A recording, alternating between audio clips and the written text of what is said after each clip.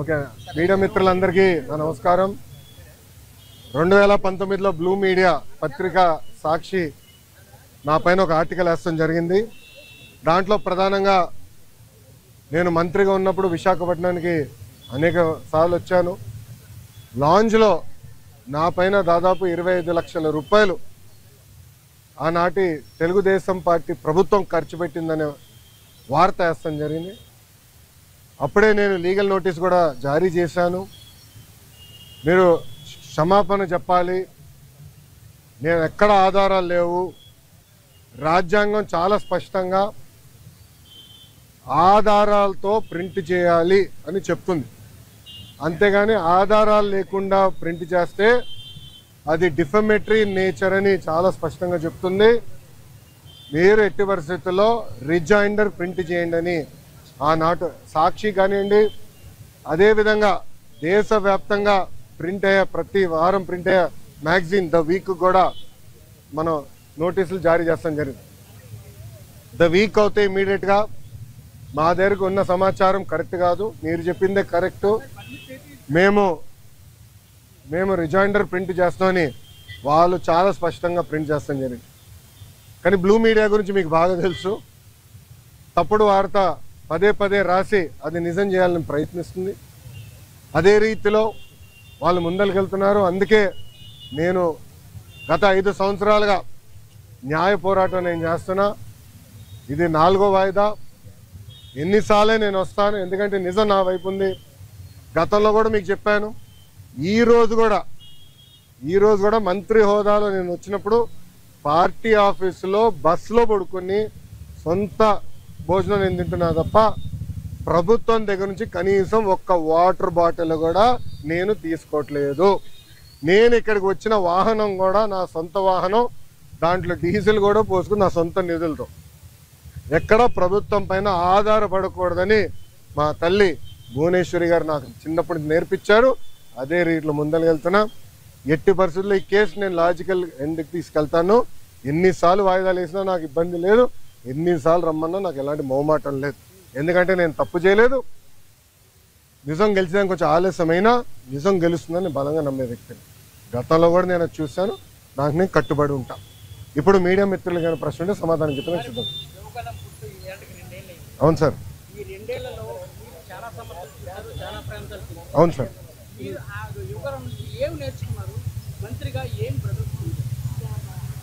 అన్న, నేను స్టాన్ఫర్డ్లో ఎంబీఏ చేశా. నేను స్టాన్ఫర్డ్ ఎంబీఏకి అప్లై చేసినప్పుడు ఒక ప్రశ్న ఉంటుంది స్టాన్ఫర్డ్లో, వై స్టాన్ఫర్డ్ ఎంబీఏ అని. అంటే ప్రైవేట్ రంగం నుంచి రాజకీయాల్లోకి నేను రావాలనుకుంటున్నా, ఏదో ఒక టైంలో వస్తాను, స్టాన్ఫర్డ్ ఎంబీఏ నేను ప్రిపేర్ చేస్తున్నాను భావిస్తున్నాను అనుకున్నా అని రాశా. కానీ అక్కడికి వెళ్ళి చదువుకున్నారు, నాకు అర్థమైందంటే స్టాన్ఫర్డ్ ఎంబీఏ బిజినెస్కి మంచిది అని. పాదయాత్ర రాజకీయాల్లో ఒక ఎంబీఏ లాంటిది. ఎందుకంటే ప్రజలకి దగ్గర ఉంటాం, నిరంతరం ప్రజల సమస్యలు తెలుసుకునేవాడిని. సో ఇప్పుడు ఎవరన్నా నాకు అర్జీ ఇచ్చినా, నన్ను ఎవరన్నా కలిసినా, ఒక మెసేజ్ నాకు వచ్చినా, తన వెనకాల ఎంత కష్టం ఉందో నాకు ఇప్పుడు అర్థం చేసుకోగలుగుతాను. సో యువగలం పాదయాత్రలో కూడా నేను అనేక హామీలు ఇచ్చాను. ఒక్కొక్క హామీ నిలబెట్టుకుంటూ వెళ్తున్నాను. ఇచ్చిన ప్రతి హామీ నేను నిలబెట్టుకుంటాను, దాంట్లో ఎలాంటి సందేహం లేదు. రెండోది, యువగలం పాదయాత్ర అయిన తర్వాత నిరంతరం ప్రజల్లో ఉండాలని నా కోరిక. సో అమరావతిలో కూడా, ఎందుకంటే నాకు మంత్రిగా నాకు బాధ్యతలు ఉంటే కనుక నేను ప్రజల్లో ఉండాలంటే నిరంతరం ప్రజల్ని కలవాలని ప్రజా దర్బారు పెట్టుకున్నా. ఇక్కడ కూడా మీరు చూస్తే వైజాగ్ వచ్చి మీరే ఉన్నారు, కోర్టు కొంచెం లేట్ అవుతుందని పరిగెత్తుకుంటూ వచ్చే తప్ప మళ్ళీ ఇప్పుడు వెనక్కి అక్కడికి వెళ్తున్నా, పార్టీ హౌస్కి వెళ్తున్నా, ప్రజల దగ్గర అర్జీలు తీసుకుంటున్నా, వాళ్ళ సమస్యలు పరిష్కరించే మార్గం నేను ఎత్తుకుతాను. ఆల్రెడీ మేము రాసుకున్నాము, అది సంబంధించిన మంత్రులందరి దగ్గర పంపించాను. ఆర్థిక శాఖ మంత్రి కేశవ్ అన్న కూడా చర్చించాను. దానికోసం ప్రత్యేక నిధులు కూడా ఆయన కేటాయిస్తానని నాకు హామీ ఇచ్చారు. వచ్చే బడ్జెట్లో అది ఉంటుంది. తప్పనిసరిగా ఇచ్చిన ప్రతి హామీ మేము నిలబెట్టుకుంటాం. ఎస్టిమేట్స్ అని మార్చి వరకు వస్తుంది.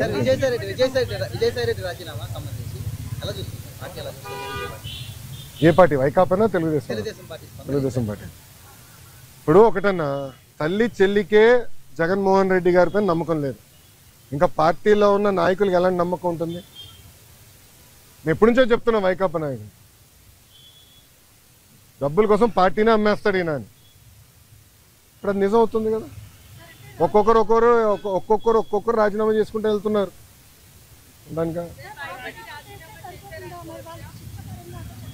నేను శిక్ష పడదని నేను ఎక్కడ అన్నాను తల్లి? నో ఐఎమ్ సారీ, నేను ఎక్కడన్నా శిక్ష పడదని. ఇప్పుడు లిక్కర్ కానివ్వండి, ఇప్పుడు ఒకటమ్మా 2019 నుంచి 24 వరకు మేమందరం ప్రజల్లో ఉన్నాం. పాదయాత్రలో కూడా నేను చెప్పా, ఎవరిని నేను వదిలిపెట్టాను, ఏ అధికారులు రాజకీయ నాయకులు చట్టాన్ని ఉల్లంఘించారు ఎవరిని వదిలిపెట్టాను. ఇప్పుడు దర్యాప్తు జరుగుతుంది, ఇన్వెస్టిగేషన్ జరుగుతుంది, త్వరలోనే అన్ని బయటకు వస్తే నేను భావిస్తున్నాను. So let investigation get completed అమ్మా. ఇక్కడ విజయసాయి రెడ్డి గారు ఉన్నారు, లేదంటే ఎల్లయ్య పుల్లే ఉన్నారు అనేది టైంలో ఉన్నట్టాలి కదమ్మా. సో ఇన్వెస్టిగేషన్ జరగకుండా నేను ముందలే మాడతాం కూడా కరెక్ట్ కాదు. Let investigation happen. Yes yes మీరు కాకినాడ పోర్ట్ విషయం కూడా మీ అందరు తెలిసిన విషయమే. కాకినాడ పోర్ట్ కూడా అడ్డగోలుగా తుపాకులు పెట్టి రూపాయి ఆస్తిని సుమారుగా 6 పైసలకి కొట్టేసానికి ప్రయత్నించారు. కొట్టేశారు, క్షమించాలి, ప్రయత్నం కాదు, కొట్టేశారు, ట్రాన్స్ఫర్ చేసుకున్నారు. కేసు పడింది, దానిపైన ఈడీ వాళ్ళు కూడా లవ్ లెటర్లు రాశారు విజయసాయి రెడ్డి గారికి, రా బిడ్డ రా అని ఇంటికి. అన్నీ బయటకు వస్తున్నాయి కదా, సిమిలర్ వ్యాషన్ దీనిపైన కూడా కంప్లైంట్లు వస్తాయి, తప్పనిసరిగా యాక్షన్ తీసుకుంటాం.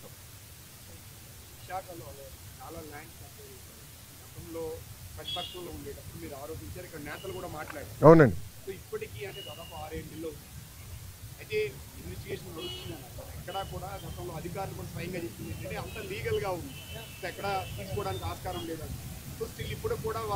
సో ప్లీజ్ బీ పేషెంట్, ఓపిక పట్టండి స్వామి, దర్యాప్తు జరుగుతుంది కదా. అవునండి, ఇప్పుడు మన కూడా మాట చెప్పా, ప్రభుత్వ పరిస్థితి గురించి కూడా దయచేసి ఒకసారి ఆలోచించండి. గత ప్రభుత్వం చేసిన అవినీతులు అన్నిటిపైన ఒకేసారి నేను దర్యాప్తు చేయాలంటే ఇంకా లా అండ్ ఆర్డర్కి పోలీసులు మిగలరమ్మా. ఎందుకంటే భూ అక్రమాలు కానీ, ఇసుక అక్రమాలు కానీ, మద్యం అక్రమాలు కానివ్వండి, గాలి కూడా అమ్మేశారు స్వామి. ఇంకా లా అండ్ ఆర్డర్కి పోలీసు ఉండేదాకా ఉండదు. ఎందుకంటే ఒక్కొక్క ఇన్వెస్టిగేషన్ చాలా డీప్గా వెళ్ళాలి, పకడ్బందీగా చేయాలి. ఇప్పుడు లిక్కర్ ఉంది, చాలా పకడ్బందీగా చేస్తున్నారు. ఎవరెవరికి ఎప్పుడెప్పుడు ఎంత డబ్బులు ఎవరి చేతుల నుంచి మారినాయి మొత్తం వివరాలన్నీ సేకరించారు. సో ఇన్వెస్టిగేషన్ చాలా వేగవంతంగా జరుగుతుంది. ఒక్కొక్కటి చేయలేను, అన్నీ ఒకేసారి చేసేది కెపాసిటీ మటుకు ప్రభుత్వానికి ఉండదు. ఎందుకంటే గతంలో అన్ని అక్రమాలు జరిగినాయి. నేను కూడా దీనిపైన చాలా స్పష్టంగా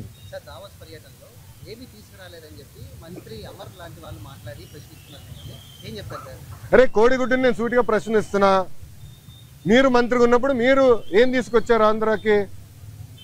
ఏం తీసుకొచ్చారు చెప్పండి. ఇప్పుడు మేము మాకు ఇప్పుడే థ్యాంక్ యూ అన్న 7 నెలల్లో 6,33,568 కోట్ల రూపాయలు పెట్టుబడులు తీసుకొచ్చాము.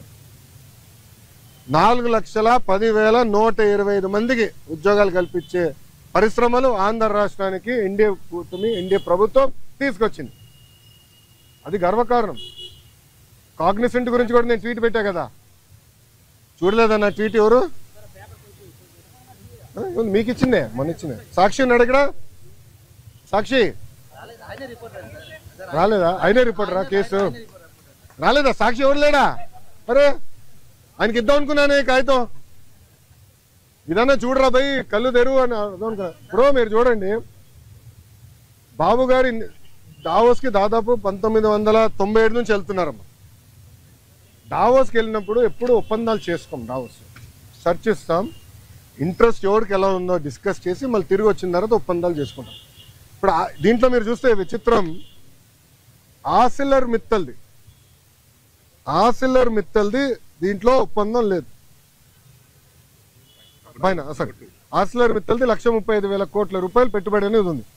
కానీ ఆసిల్లర్ మిత్తల్ది ఒప్పందం లేదు, ఎంఓయూ లేదు. మాకు ఎంఓయూ లేదు ఆసిల్లర్ మిత్తల్తో, మాకు ఎలాంటి ఎంఓయూ లేదు. ఎందుకంటే వాళ్ళు అన్నారు ఎంఓయూ ఎందుకు సార్, డైరెక్ట్ వర్క్కి వెళ్దాం అన్నారు. వాడు మమ్మల్ని తప్పబడతారా? ఇప్పుడు వాళ్ళకి మన మెటీరియల్ టైప్ చేసాం ఎన్ఎండిసి నుంచి, ఎన్వైరన్మెంటల్ క్లియరెన్సెస్ మేము కోఆర్డినేట్ చేస్తాం. వాళ్ళు భూమి ఎత్తికి కూడా భూమి కేటాయింపులు కూడా పూర్తి చేస్తాం. 6-7 నెలల్లో పనులు ప్రారంభించాల లక్ష్యంతో మేము పనిచేస్తున్నాం. ఎన్నికలకు వెళ్ళే లోపల ఫస్ట్ ప్రొడక్షన్ అవ్వాలనేది మేము చేస్తున్నాం. అది కూడా మమ్మల్ని తప్పబడతారా? ప్రధానంగా ఏదైతే ఈ బల్క్ డ్రగ్ పార్క్ తీసుకోండి, గ్రీన్ హైడ్రోజన్ ప్రాజెక్ట్ తీసుకోండి, ఇవన్నీ మంత్రిగా నేనున్నప్పుడు సంతకం పెట్టాను. ఇది టీడీపీ ఎందుకు క్రెడిట్ తీసుకుంటుందంటూ కూడా మాట్లాడుతున్నారు. ఏం సంతకం పెట్టాడు స్వామి? మంత్రిగా మళ్ళీ కంపెనీలు ఎందుకు రాలేదని అడుగుతున్నాను నేను. ఎందుకు మీరు శంకుస్థాపన చేయలే? ఇది ఎట్టుందంటే కియా మోటార్స్ ఎవరు తీసుకొచ్చారు మీ అందరు బాగా తెలుసు. ఆనాడు కియా మోటార్స్ తీసుకొచ్చి చంద్రబాబు నాయుడు గారు అహర్నిశలు కష్టపడ్డారు. 16 నెలల్లో ప్రొడక్షన్ తీసుకొచ్చారు. వైకాపా ప్రభుత్వం అధికారంలోకి వచ్చిన తర్వాత ఒక ఈమెయిల్ సృష్టించి గతంలో రాజశేఖర రెడ్డి గారు ఈమెయిల్ పెట్టారు, ఆ ఈమెయిల్ వల్ల కియా మోటార్స్ వచ్చిందండి. ఇంకేం చెప్పాలి స్వామి? టీసీఎస్ కూడా క్రెడిట్ తీసుకున్నారు, మీరు చూసారో లేదో. టీసీఎస్ కూడా క్రెడిట్ తీసుకోవడానికి ప్రయత్నించారు. మేము తీసుకొచ్చి నేనే చంద్ర గారితో మాట్లాడి ఆయన ఆఫీస్కి వెళ్ళాను స్వామి. ఆయనతో 45 నిమిషాలు 1-on-1 నేను మీటింగ్ పెట్టుకున్నాను. తర్వాత నా అదృష్టం ఏంటంటే చంద్ర గారు వాళ్ళు మొత్తం మేనేజ్మెంట్ ఇంపార్టెంట్ లీడర్స్ అందరిని పిలిచి నాతో మీటింగ్ పెట్టించారు తెలుసా. అక్కడ క్లీన్ చేసాం మేము. ఇది తాజ్ హోటల్స్ కానివ్వండి, టీసీఎస్ కానివ్వండి, రెన్యూవబుల్ ఎనర్జీ కానివ్వండి, అన్నీ. ఇప్పుడు మీరందరూ ఒకటి గుర్తుపెట్టుకోవాలి. మీరందరూ ఒక ప్రశ్న అడిగారు, మహారాష్ట్రకి కన్సిస్టెన్సీ ఇన్ గవర్నమెంట్ అంటే ఒకే ప్రభుత్వం మళ్ళీ వచ్చేగల ఏమవుతుందంటే అక్కడున్న పెట్టుబడులు పెట్టే వాళ్ళకి కాన్ఫిడెన్స్. డావోస్లో ఒక పారిశ్రామికవేత్త నేను కలిసాను, మన ఆంధ్ర రాష్ట్రంలో పెట్టుబడి పెట్టాడని. నాకు టైం లేదు బాస్, నాకు ఇంకో మీటింగ్ పరిగెడుతున్నా, నాతో నడవండి అని చెప్పి మన ఆంధ్ర పెవిలియన్ నుంచి భారత్ పెవిలియన్ వరకు మేము నడుచుకుంటూ వెళ్తున్నాం. ఒక 10 నిమిషాలు వాక్. ఆయన అన్నాడు, నేను జగన్మోహన్ రెడ్డి గారిని ఇదే డావోస్లో కలిసానికి ప్రయత్నించా, చాలామంది అడిగా, కలవనని చెప్పాడు అన్నాడు. ఎందుకన్నా? మీరు తెలుగుదేశం పార్టీ హయాంలో పెట్టుబడులు పెట్టారు కదా అంటే, మీరు తెలుగుదేశం పార్టీ కంపెనీ, అది వరల్డ్ రినౌండ్ కంపెనీ. కనీసం వాళ్ళ సమస్యలు పరిష్కరించేదానికి గత ముఖ్యమంత్రి గారు కానీ ఇండస్ట్రీస్ మంత్రి కానీ కలవలేదు. నేను మంత్రి అయిన తర్వాత ఐటీ వాళ్ళతో మీటింగ్ పెట్టా. వాళ్ళు కూడా చెప్పారు కదా మీటింగ్లో, ఫస్ట్ టైం గత 5 సంవత్సరాలు ఫస్ట్ టైం ఐటీ ఇండస్ట్రీతో మీటింగ్ పెట్టేది మీరు ఒక్కరే అని. ప్రజలు కూడా ఆలోచించాలి. ఈరోజు గుజరాత్లో 5వ బీజేపీ ప్రభుత్వం ఏర్పడింది గుజరాత్లో. దానివల్ల మీరు చూస్తే గుజరాత్ ఏమో స్పీడ్గా అభివృద్ధి కార్యక్రమాలు ముందరికెళ్తుంది. మహారాష్ట్ర కన్సిస్టెంట్గా మళ్ళీ ప్రభుత్వం వచ్చింది. సో కన్సిస్టెన్సీ ఉండే గల పెట్టుబడులు పెట్టేదానికి పారిశ్రామికవేత్తలు ముందరికి వస్తున్నారు, వాళ్ళు పెట్టుబడులు పెడుతున్నారు, ముందరికి వెళ్తున్నారు. ఈ మన రాష్ట్రంలో ఏమైందంటే 2014 నుంచి 19 వరకు ఒక స్పీడ్గా వెళ్ళాం, కరెక్ట్గా వచ్చి బ్రేక్ పడింది. బ్రేక్ ఎలా పడింది కూడా నేను చెప్తాను. పీపీఎల్ రద్దు చేయలేదా? ఒకే రాజధాని వద్దు 3 రాజధానులని ఒక రాజకీయ గేమ్ ఆడలేదా? దానివల్ల ఎవరు నష్టపోయారండి? ఆంధ్ర రాష్ట్ర ప్రజలు నష్టపోయారు, ఉత్తరాంధ్ర ప్రజలు నష్టపోయారు, రాయలసీమ ప్రజలు నష్టపోయారు. దయచేసి ప్రజలందరిది గమనించాల. అందుకే మన ప్రధానమంత్రి గారు కానివ్వండి, ముఖ్యమంత్రి గారు కానివ్వండి, నేను కూడా నా స్పీచ్లో విశాఖపట్నంలో మళ్ళీ ఎన్డీఏ కూటమి గెలవాల్సిన అవసరం ఉందని చెప్పాను. మాకు ఇంకా 4 సంవత్సరాలు 5 నెలలు ఉంది ఎన్నికలకి. 4 సంవత్సరాలు 4 నెలలు 5 నెలలు ఉంది ఎన్నికలకి. ఎందుకంటున్నానంటే కన్సిస్టెన్సీ ఆఫ్ గవర్నమెంట్ ఉంటేనే కాన్ఫిడెన్స్ ఉంటుంది. డావోస్లో చాలా మంది నన్ను అడిగిన ఒక ప్రశ్న ఏంటి తెలుసా? మీరు బాగున్నారు, చంద్రబాబు నాయుడు గారు మేము నమ్ముతాం, కానీ జగన్మోహన్ రెడ్డి అనే వ్యక్తి గెలవడానికి గ్యారంటీ మీరు ఇస్తారా అని అడిగారు. గతంలో మేము చాలా ఇబ్బంది పడ్డాము, మళ్ళీ జగన్మోహన్ రెడ్డి గెలవడానికి గ్యారంటీ ఏంటని అడుగు. అమర్ రాజా బ్యాటరీ మీకు అందరు తెలుసు కదా. అమర్ రాజా బ్యాటరీ ఒక brand. Amar Raja battery corporate headquarters Chittoor జిల్లాలో ఉంటుంది. వాళ్ళు కట్టే పన్నులో ఇన్కమ్ ట్యాక్స్లో ఆంధ్ర రాష్ట్రానికి ఎక్కువ భాగం వాటా వస్తుంది. ఎందుకంటే వాళ్ళ హెడ్ క్వార్టర్స్ ఆంధ్ర రాష్ట్రం. ఆంధ్ర రాష్ట్రంలోనే highest tax payer Amar Raja battery. ఆ అమర్ రాజా బ్యాటరీని వేధించలేదా గత ప్రభుత్వం? ఇదే కోడిగుడ్డుని అడుగుతున్నా, నువ్వు వేధించలేదా? సైకోని అడుగుతున్నా, నువ్వు వేధించలేదా? లేబర్ రేట్ చేయించావు, పొల్యూషన్ రేట్ చేయించావు. అది మా సొంత జిల్లాలో ఉంది. 30 సంవత్సరాల నుంచి మా జిల్లాలో ఉంది. ఒక్కరికి లెడ్ పాయిజనింగ్ అవ్వలేదు స్వామి 30 సంవత్సరాల్లో. ఎందుకంటే వాళ్ళు highest ethics, highest standards maintain చేసే పని. అలాంటి కంపెనీని వెంటాడి ఏడిపిస్తే ఎవడొస్తాడండి పెట్టుబడి పెట్టేదానికి? ప్రజలు కూడా గమనించాలండి, ప్రజలు సీరియస్గా ఆలోచించాలి. ఎందుకంటే ఈరోజు ఒక్కొక్క పారిశ్రామికవేత్తను ఒప్పించేదానికి ఎంత కష్టపడాల్సి వస్తుంది మాకు. ఇప్పుడు కాగ్నిసెంట్ నేను ఎక్కడ కలిసానండి? కాగ్నిసెంట్ చైర్మన్ వాళ్ళ పెవిలియన్కి వెళ్ళి నేను కలిసాను. ఒక మంత్రిగా నాకు అవసరమా వేరే వాళ్ళ ఆఫీస్కి వెళ్ళి కలిసి? నేను వెళ్ళా. ఎందుకెళ్ళా? మన పిల్లల కోసం నేను కమిట్మెంట్ ఇచ్చా, వాళ్ళ కోసం నేను వెళ్ళాలని పెవిలియన్కి వెళ్ళా. త్వరలోనే మంచి న్యూస్ కూడా వస్తుంది, ఉత్తరాంధ్ర విశాఖపట్నంకి వస్తుంది న్యూస్. స్వామి ఏంటండి దావోస్లో కాదండి, జ్యూరిక్లో. Okay sir. అమ్మ రోజా గారికి జ్యూరిక్కి దావోస్కి తేడా ఏంటో తెలియదు, నన్ను ఏం చేయమంటారు స్వామి? పాపం ఆమెకు తెలీదు, దాంతో అవగాహన లేనట్టుంది. కొంచెం వాస్తవాలు ఏంటి, జ్యూరిక్లో మేము దిగిన రోజు తెలుగు వాళ్ళందరూ బాబు గారిని కలవాలంటే మండే ఆఫ్టర్నూన్ 700 మందితో, ఎందుకంటే అక్కడ అందరూ బాగా కష్టపడతారు ఉద్యోగాలకు వెళ్ళే వ్యక్తులు. మండే ఆఫ్టర్నూన్ 700 మందితో ఒక మీటింగ్ పెట్టుకుంది. అక్కడ ఒక అతను నాకు ఎత్తాడు, చూపించాడు పేపర్, అన్న రెడ్ బుక్ గురించి మాట్లాడు అని చెప్పాడు. అతనికి సమాధానం చెప్తూ నేను మాట్లాడా, డావోస్ నేను మాట్లాడాను. రెండోది మళ్ళీ చెప్తున్నా, రెడ్ బుక్ గురించి ఎందుకు వాళ్ళు భయపడుతున్నారు? రెడ్ బుక్లో విశాఖపట్నంలో చెప్పా, విజయనగరంలో ముగింపు సభలో కూడా చెప్పా. రెడ్ బుక్లో నేనేం చెప్పా, ఏ అధికారులు నాయకులు చట్టాన్ని ఉల్లంఘించి ప్రజల్ని తెలుగుదేశం పార్టీ కార్యకర్తలు ఇబ్బంది పెట్టారో వాళ్ళని నేను వదిలిపెట్టను అన్నా. ఎందుకు భయపడుతున్నారు స్వామి? చట్టాలు ఉల్లంఘించే వాళ్ళు అన్నాను కదా, ఎందుకు భయపడుతున్నారు? చట్టాలు ఉల్లంఘించలేకపోతే ఆగి ఇంట్లో పడుకోండి అంటే ఆమె భయపడుతుంది, చట్టం ఉల్లంఘించింది కదా. రాజకీయ సన్యాసం మీరు రెడ్ బుక్ భయపడనుకోవచ్చు కదా, అది ఆయన నడితే బాగుంటుంది కదా సార్, నాకేం తెలుసు. నేను చట్టాన్ని ఉల్లంఘించే వాళ్ళని ఇబ్బంది పెడతాను నేను.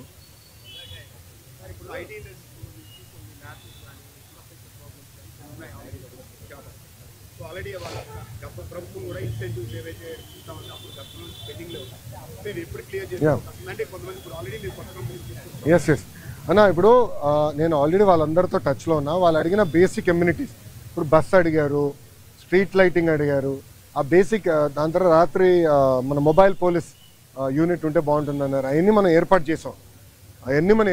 ఇన్సెంటివ్స్ విషయంలో కూడా నేను కేశవంతో మాట్లాడి త్వరలోనే అది రిలీజ్ చేస్తాను, నాకు సందేహం లేదు. కొత్త కంపెనీస్ ఆల్రెడీ ఇప్పుడు టీసీఎస్, ఇది ఓపెన్ బుక్, పెద్ద విషయం లేదు, రెడ్ బుక్ కాదు, ఓపెన్ బుక్ కూడా మేము. గ్రేనంటే చాలా స్పష్టంగా వాళ్ళు ఆల్రెడీ భూముల కోసం కూడా ఎత్తుకుతున్నారు. త్వరలోనే భూములు కేటాయించి వాళ్ళ క్యాంపస్ కూడా ప్రారంభించబోతున్నారు. ఈ లోపల టెంపరీగా వేరే బిల్డింగ్స్ కూడా ఏర్పాటు చేసాం. ఎస్, ఐటాప్ ఉంది ఇంకా. నన్ను ఐటాప్ ఇస్ స్టిల్ కంటిన్యూయింగ్. వాళ్ళు డైరెక్ట్గా నాతో టచ్లో ఉన్నారు, డైరెక్ట్లీ టచ్ ఉంది. అవసరం లేదండి, వాట్సాప్ మెసేజ్. చాలా మంది నాకు జస్ట్ ఒక మెసేజ్ పెడితే నేను పరిగెడుతున్నా, నాకు ఎలాంటి డౌట్ లేదు. 3 months 90 రోజుల్లో వస్తుంది సార్. టీసీఎస్ 90 రోజుల్లో ఆఫీస్ ప్రారంభించబోతుంది. క్యాంపస్ కోసం భూమి ఎత్తికాము, అది వాళ్ళు చూస్తున్నారు. ఫైనలైజ్ అయింది, అదొక 2-3 సంవత్సరాలు పడుతుంది. కట్టాలి కదా, క్యాంపస్ అనేది టైం పడుతుంది. మినిమం 2 years పడుతుంది క్యాంపస్ కట్టేదానికి. ఈ లోపల టెంపరీ అంటే రెంట్కి తీసుకుని అకామిడేషన్లో స్టార్ట్ చేస్తాం. మళ్ళీ నన్ను అడుగుతూ ఏంటి స్వామి, అంత న్యూస్ మీ దగ్గర ఉంటే? అవును, మీకే నాకని బాగా తెలుసు, మళ్ళీ మీరే నన్ను అడుగు. వాళ్ళు అది టెక్నికల్గా నేను చెప్పకూడదు స్వామి, ఇండియాలో ఉన్నాను, నాన్ డిస్క్లోజర్ అగ్రిమెంట్ సైన్ చేశాను నేను చెప్పకూడదు. ప్లీజ్ అండర్స్టాండ్, లీగలీ బైండింగ్ కదమ్మా. మళ్ళీ నేను ఇదే కోర్టుకి రావాలి. ఓకే, అది నేను ఎందుకంటే అది ఎన్డీఏలో ఉన్నాం కనుక అయిందమ్మా.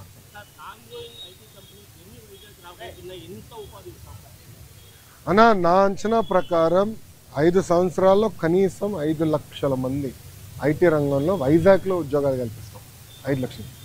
ఎందుకంటే నేను ఓపెన్గా చెప్తున్నా, 2014 నుంచి 2014 నుంచి 19 వరకు ఒక రెసిస్టెన్స్ ఉండే, ఎందుకో కానీ నేను ఎంత ట్రై చేసినా అంత ఈజీగా వచ్చేవారు కాదు. కానీ ఈసారి చాలా పాజిటివ్గా రెస్పాండ్ అవుతున్నారు. లేదు చేయాలి, ఆంధ్ర రాష్ట్రంలో మేము అనుకున్నంత స్థాయిలో మేము ఏనాడు పెట్టుబడులు పెట్టలేదని విప్రో, ఇంక్లూడింగ్ విప్రో, విశ్వత్ ప్రేమ్జీతో కూడా నేను మాట్లాడాను, వాళ్ళతో కూడా డిస్కషన్ చేశాను. సో అందరు కూడా ఇప్పుడు ఎక్స్పాన్షన్ మోడ్లో ఉన్నారు. లేదు ఎట్టి పరిస్థితుల్లో వైజాగ్లో చేయాలని తప్పంతో ఉన్నారు. నేను అనుకుంటా కనీసం 5 లక్షల మందికైనా చేయగలుగుతాను.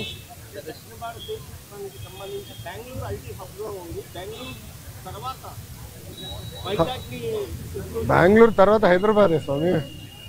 ఇప్పుడు ఓపెన్గా మాట్లాడుకుంటే బెంగళూరు ఐటీ రంగంలో బెంగళూరు నెంబర్ 1, దాని తర్వాత వైజాగ్, దాని తర్వాత చెన్నై కూడా ఉంది.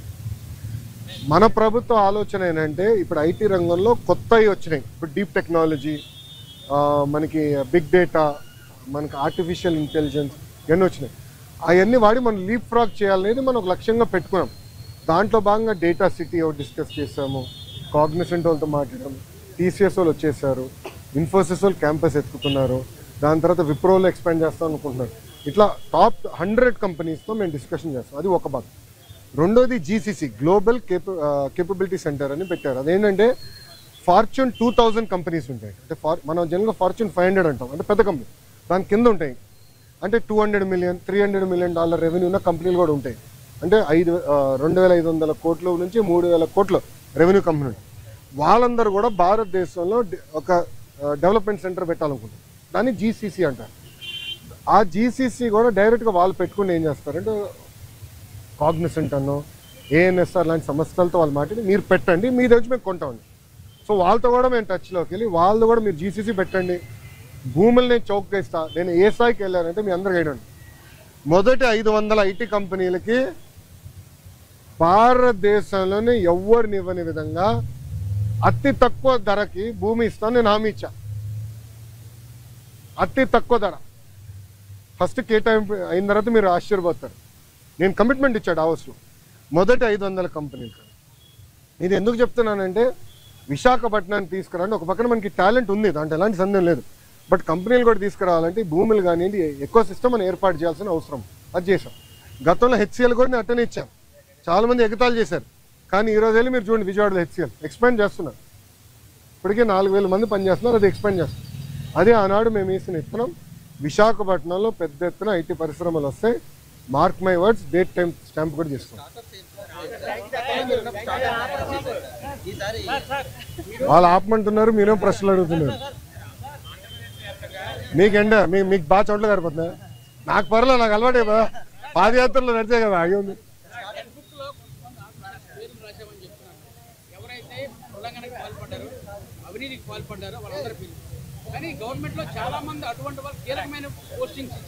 ఎవరికి ఇచ్చామండి కీలకమైన పోస్టింగ్? ఎవరికి ఇచ్చాం స్వామి? మీరు చూస్తే చాలా మంది IAS officers waiting for posting. వినండి కొంచెం, నేను పూర్తి చేయండి. చాలా మంది ఐపీఎస్ ఆఫీసర్స్ కూడా వెయిటింగ్ ఫర్ పోస్టింగ్. ఆల్రెడీ కేసులు కూడా పెట్టాము, ఇన్వెస్టిగేషన్ జరుగుతున్నాయి. రానియండి, 1 by 1 చేయలేండి సార్. మీకు సిస్టమేటిక్. ఇది కక్ష సాధింపు కాదు, చట్టం ప్రకారం నేను వెళ్ళాలి. Let me do my duty అమ్మా.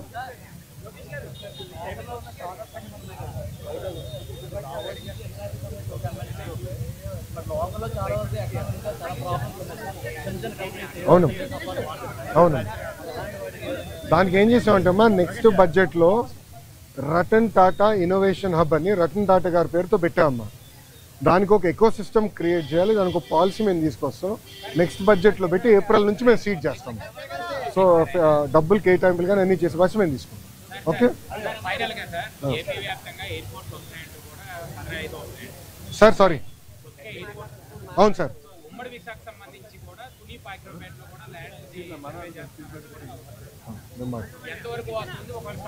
మంచి పాయింట్, నేను మాట్లాడతాను సార్. ఇప్పుడు పాయక్రోపేట తుని ప్రాంతంలో ఎయిర్పోర్ట్ గురించి వాస్తవంగా అది ఒకసారి నేను రాముతో మాట్లాడి, మళ్ళీ రాము అంటే వైకాపాలు ఏడుస్తున్నారంటే మధ్యన. మొన్న రాము అంటేనే ఏడ్చారు ఏంటో నాకు అర్థంలే. రాముని రాము కాకపోతే ఏమనాలి? రాముడు మంచి బాలుడు అనాలా ఏంటి? సో రాముతో నేను మాట్లాడి వెల్కమ్ బ్యాక్ అమ్మా, కొంచెం టైం లేదు. అది కాదు, విచిత్రం అంటే చెప్తాను. ఈరోజు మీరు ఎవరు విశాఖ స్టీల్ ప్లాంట్ గురించి అడగల. మొన్నటి వరకు ఒక్క నిమిషం ఆగండి అమ్మా, ఒక్క నిమిషం ఆగండి. మీడియా మిత్రుల్లో ఎప్పుడు అడిగినా విశాఖ స్టీల్ ప్లాంట్ అని ఫస్ట్ బుల్లెట్ నాలో దింపేవారు. నేను ఆనాడు ఏం చెప్పాను? ప్రైవేటీకరణ జరగనీయము, అవ్వదు, మార్క్ మై వర్డ్స్ అని చెప్పా. ఈరోజు కట్టుబడి ఉన్నా స్వామి, మేము కట్టుబడి ఉన్నాం. ఎన్డీఏ ప్రభుత్వం ప్రజల దయవల, ఇదేదో మేము మా గొప్పతనం కాదు, ప్రజలు అద్భుతమైన మ్యాండేట్ ఎన్డీఏకి ఇచ్చింది కనుక ఈరోజు మేము మాట్లాడగలుగుతున్నాం. భారతదేశంలో అనేక ఉక్కు ఫ్యాక్టరీలు ప్రైవేటీకరణ జరుగుతుంటే కేవలం ఒక విశాఖ ఉక్కు కాపాడుకోగలం. దానికి కారణం మీరు ప్రజలు మాకు ఇచ్చిన మ్యాండేట్. 7 నెలల్లో స్టెబిలిటీ కోసం సుమారుగా 1,300 నుంచి 1,600 కోట్ల రూపాయలు స్టెబిలిటీ కోసం తీసుకొచ్చాం. ఇప్పుడు 11,000 కోట్ల రూపాయలు కేంద్ర ప్రభుత్వం నిధులు తీసుకొచ్చాం. ఆంధ్ర రాష్ట్ర ప్రభుత్వంగా సుమారుగా 2,500 కోట్లు వేస్తున్నాం. ఇది by way of water, by way of power stability ఇచ్చడం. సో ఉక్కు ఫ్యాక్టరీలో ఉన్న ఉద్యోగస్తులను కూడా కోరేది ఏంటంటే, ఇది రెండోసారి మన కేంద్ర ప్రభుత్వం బెయిలౌట్ ఇస్తుంది. మొదటిసారి ఇట్లనే ఎన్డీఏ ప్రభుత్వంలో తెలుగుదేశం పార్టీ భాగస్వామి అయినప్పుడు ఆనాటి ప్రధానమంత్రి వాజ్పేయి గారు సుమారుగా 13,000 కోట్లు ఇచ్చారు, 1,300 కోట్లు ఇచ్చారు. ఇప్పుడు 11,000 కోట్ల రూపాయలు ఇస్తున్నారు. ఇదంతా మనం దేశం కోసం మరి తిరిగి ఇవ్వాల్సిన బాధ్యత మనది. ఇదంతా ఎక్విటీ రూపంలో వస్తుంది, అప్పు కింద కాదు, మొత్తం ఎక్విటీ రూపంలో వస్తుంది. కానీ ఉక్కు ఫ్యాక్టరీ ఉద్యోగస్తులు కూడా నేను కోరేది ఏంటంటే కష్టపడతాం, డివిడెండ్ల ద్వారానో ఉద్యోగాల ద్వారానో తిరిగి దేశానికి మనం చెల్లిద్దామని నేను కోరుతున్నాను. ఏదమ్మా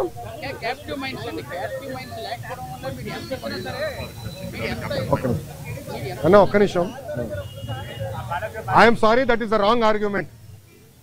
ఈరోజు ఆర్సిలర్ మిత్తల్ క్యాప్టివ్ మైన్ లేకుండా ఇన్వెస్ట్ చేస్తుంది, ఎన్ఎండిసితో టైఅప్ అయ్యి క్యాప్టివ్ మైన్ లేకుండా వాళ్ళు ఇన్వెస్ట్ చేస్తున్నారు కదా. వాళ్ళు 14 మిలియన్ మెట్రిక్ టన్ ప్లాంట్ వాళ్ళు ఇన్వెస్ట్ చేస్తున్నారు 2 దశల్లో. సో అది కావాలని ఇన్ఎఫిషియన్సీని దాంట్లోకి దోస్తున్నారు. మీరు ఉద్యోగస్తులు అడగండి, కొంతమంది సీఈఓలుగా వచ్చిన వాళ్ళ వల్ల ఇవన్నీ ఇబ్బందులు వచ్చినాయి.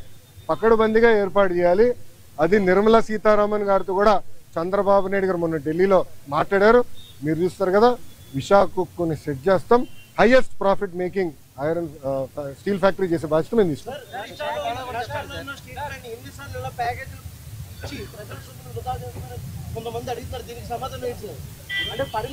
విచిత్రం ఏంటంటే చేయకపోతే ఏమో ప్రైవేటీకరణ అని మీరే అడుగుతారు, ఇస్తే ఏమో ప్రజల డబ్బు వృధా చేస్తాను అన్న. ఒక మాట, విశాఖ ఉక్కుకి చాలా ఎమోషనల్ అటాచ్మెంట్ ఉంది ఆంధ్ర రాష్ట్ర ప్రజలకు.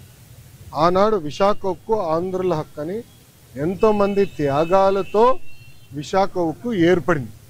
కొంతమంది అధికారుల ఇన్ఎఫిషియన్సీ వల్లనే, మళ్ళీ ఐఎమ్ రిపీటింగ్, కొంతమంది అధికారుల ఇన్ఎఫిషియన్సీ వల్లనే ఆ ఉక్కు ఫ్యాక్టరీ ఇలాంటి పరిస్థితికి వచ్చింది. లేదంటే it is one of the highest profit making. విశాఖకున్న టెక్నాలజీ కూడా అద్భుతమైన టెక్నాలజీ అన్న. నేను హైదరాబాద్లో ఇల్లు కట్టుకున్నప్పుడు విశాఖ స్టీలే వాడా. ఇప్పుడు అమరావతిలో ఇల్లు కట్టబోతున్నా, విశాఖ స్టీలే వాడతా. ఎందుకంటే నాకు నమ్మకం ఉంది ఆ స్టీల్ మీద. క్వాలిటీ, ఒక్క నిమిషం వినండి పూర్తి, క్వాలిటీ పైన నాకు నమ్మకం, అంటే అంత మంచి టెక్నాలజీ ఉంది విశాఖ. కొంతమంది లీడర్షిప్ వల్ల దెబ్బతిన, అది నిర్మలా సీతారామన్ గారితో కూడా చర్చ జరిగింది. పకడ్బందీ లీడర్షిప్ని మేము తీసుకొస్తాం, దాని దారిలో పెడతాం, డివిడెండ్ ద్వారా ఉద్యోగాల ద్వారా మళ్ళీ దేశాన్ని తిరిగి మేము డబ్బులు ఇస్తాం. ఓకేనా? పాపం మీ వాళ్ళకి చోట్ల కారిపోతున్నాయి. ఒక్క నిమిషం, మళ్ళీ సమాధానం చెప్పొద్దు, పారిపోయానని మీరే రాస్తారు. బాగండి, చెప్పండి సార్. సారీ, రిపీట్ చేయండి సార్. సాయిరెడ్డి గారు ఏమన్నారండి? రాజకీయ సన్యాసం తీసుకుంటున్నా అని చెప్పారు. ఇంకా మళ్ళీ దాని పార్టీలో చేరేది, టీడీపీలో చేరేది ఏమన్నా?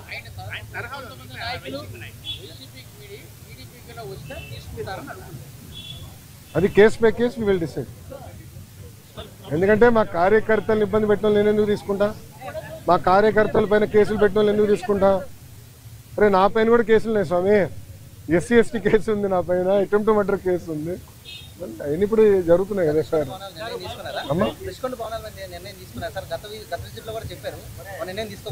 తీసుకోవాలమ్మా.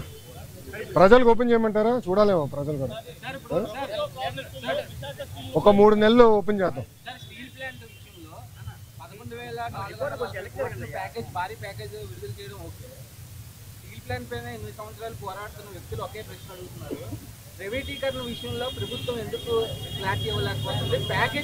స్వామి ఒక్క నిమిషం, ఇంకా ఎన్నిసార్లు చెప్పాలి స్వామి?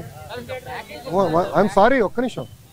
చంద్రబాబు నాయుడు గారు చెప్పారు, కుమారస్వామి గారు చెప్పారు, నేను చెప్పా, ఇంకెంతమంది చెప్పాలి స్వామి? ఇంకెంత హామీ ఇవ్వాలి? అరే ప్రైవేటీకరణ జరగదని చెప్తే మళ్ళీ ఇంకా డౌట్ ఏంటి స్వామి? ఒక్క నిమిషం, మీరు ఏ మీడియా స్వామి? ఒక్క నిమిషం, మీరు కొంచెం చదవాలి స్వామి. ప్రైవేటీకరణ జరగదని చెప్పిన తర్వాత ఇంకేం డౌట్ స్వామి? నేను స్ట్రైట్ క్వశ్చన్ మిమ్మల్ని అడుగుతున్నా. ప్రైవేటీకరణ జరగదని నేను హామీ ఇచ్చా, నిధులు తీసుకొచ్చాం, క్యాపిటేషన్ చేసా, ఇంకేం హామీ ఇవ్వాలి నీకు? బాండ్ పేపర్ అని రాసేవాళ్ళ? ఒక నిమిషం, బాండ్ పేపర్ అని రాసేవాళ్ళ నీకు? అరే అందరు జగన్ లాగా ఉండరు, గుర్తుపెట్టుకో. ఏం స్వామి మీరు కూడా అటు మాడితే? అది కాదు, అడిగేదాన్ని కూడా ఒక అర్థం ఉండాలి సార్. ఒక్క నిమిషం, మీడియా మిత్రులు కూడా మీరు ఆలోచించండి. ఈ ప్రశ్నకి ఏమైనా అర్థం ఉందా? ఇప్పుడు నేను ప్రైవేటీకరణ జరగనీయనని నేను హామీ ఇచ్చా. 7 నెలల్లో ఎంపీ గారు పోరాటం వల్ల, ఎమ్మెల్యేల పోరాటం వల్ల 1600 కోట్ల రూపాయలు తీసుకొచ్చాం. భారతదేశం వ్యాప్తంగా అన్ని ఉక్కు ఫ్యాక్టరీలు ప్రైవేటీకరణ జరిగే సమయంలో విశాఖ ఉక్కుకే, కేవలం విశాఖ ఉక్కుకే 11,000 కోట్ల రూపాయలు ఎక్విటీ రూపంలో, నాట్ డెట్, ఎక్విటీ రూపంలో కేంద్ర ప్రభుత్వం తీసుకొస్తుంది. రాష్ట్ర ప్రభుత్వం కూడా సుమారుగా 2,000 పైచిలుక కోట్ల రూపాయలు ఎక్విటీ రూపంలో తీసుకొస్తుంది. మళ్ళీ ప్రైవేటీకరణ అడుగుతాడు. నాకే అర్థం అవుతుంది. నీకు ఎంత సమాధానం చెప్పాలి రప్ప, మీరే చెప్పండి, నాకు అర్థం. ఒక నిమిషం, నేను చాలా స్పష్టంగా దీని గురించి చెప్పదలుచుకున్నాను. పిల్లలకి ఎలాంటి ఇబ్బంది లేదు ఈరోజు, ఎందుకంటే డైరెక్ట్ యజమాని అకౌంట్లో మేము వేస్తామని హామీ ఇచ్చాం. రైట్, ఆల్రెడీ ఫైనాన్స్ కూడా కేటాయించాం. ఓన్లీ ఇష్యూ ఏంటంటే కేంద్రం నుంచి దళితులకి కేంద్రం నుంచి డబ్బులు వస్తామా, అది లింకింగ్ ప్రాసెస్లో అయిపోతుంది, త్వరలో రిలీజ్ అవుతుంది. సో డైరెక్ట్ అకౌంట్లో వేస్తాం. ఎవరు పిల్లల అకౌంట్, తల్లిదండ్రులకి ఎలాంటి ఇబ్బంది లేదు, వాళ్ళని పిల్లలు చదివించుకోవచ్చు, యజమాని అకౌంట్లో వేస్తాం.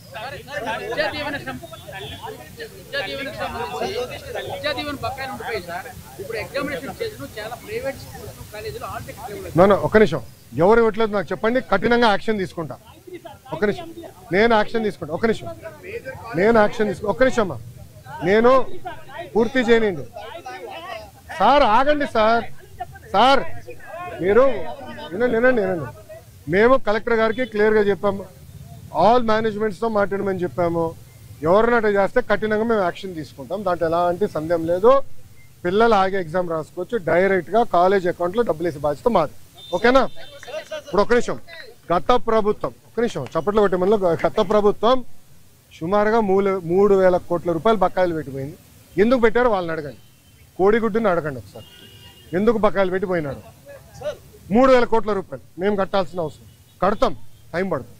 ఇంకా ముందర ఇయర్ రెగ్యులరైజ్ చేయాలి, బకాయిలు కూడా ఫేజ్డ్ మేనర్గా మేము చెల్లిస్తాం. ఓకేమా?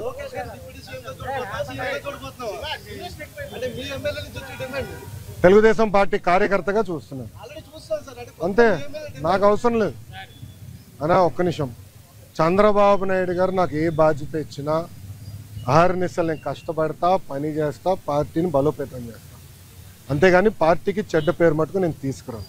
మీరు చూశారు, పాదయాత్రకి వెళ్ళా, నా వల్ల పార్టీకి ఏనాడు ఒక ఇబ్బంది కలగదు. నేను ఒక క్రమశిక్షణతో పార్టీ నాకు ఇచ్చిన ప్రతి బాధ్యత నేను నెరవేరుస్తాను, కట్టుబడి ఉన్నా. కొత్త కమిటీల్లో నేను కూడా ఒక చర్చ చేస్తున్నా, రేపు పాలిట్ బ్యూరోలో డిస్కస్ చేస్తున్నా. ఒక వ్యక్తి ఒక పదవిలో 3 టర్ముల కన్నా ఎక్కువ ఉండకూడదు, నేను వ్యక్తిగతంగా నమ్ముతాను. అది నా వ్యక్తిగత అభిప్రాయం, పార్టీ అభిప్రాయం కాదు, నాయకుల అభిప్రాయం కాదు, నా అభిప్రాయం, లోకేష్గా నా అభిప్రాయం. నేను కూడా ఈసారి నేషనల్ జనరల్ సెక్రటరీగా ఉండకూడదని నేను భావిస్తాను. ఎందుకంటే 3 టర్ములు నేను అక్కడనే ఉంటున్నాను, వేరే వాళ్ళు కూడా అవకాశం రావాలి. గ్రామ పార్టీ నుంచి పార్టీలో మూవ్మెంట్ పాలిట్ బ్యూరో వరకు రావాలనేది నా లక్ష్యం, నా ఆలోచన. రైట్ ఆర్ రాంగ్ అది పెద్దలు నిర్ణయిస్తారు, నా ఆలోచన అది. అందుకే ఈసారి నేను కానీ రాము కానీ, మళ్ళీ రాము అంటే ఏడుస్తారు వైకాపా వాళ్ళు, ఎందుకు ఏడుస్తారు నాకు తెలీదు. రాము ఏమో నన్ను అన్నంటాడు, నేనేమో రాము అంటాను, నేను ఇద్దరే. సో రాము కూడా, మొన్న రాము నేను కూడా మాడుకున్నాం, దావోస్లో కూడా లంచ్ చేస్తుంటే మేము మాడుకున్నాం. సో రాము కూడా ఏదన్నా నేను కూడా వేరే దానికి వెళ్దాం, వేరే వాళ్ళకి అవకాశం ఇద్దాం, పార్టీలో మూవ్మెంట్ రావాలని మేము అనుకుంటాం. ఓకే ఓకేమా, థ్యాంక్ యూ. ఏంటన్నా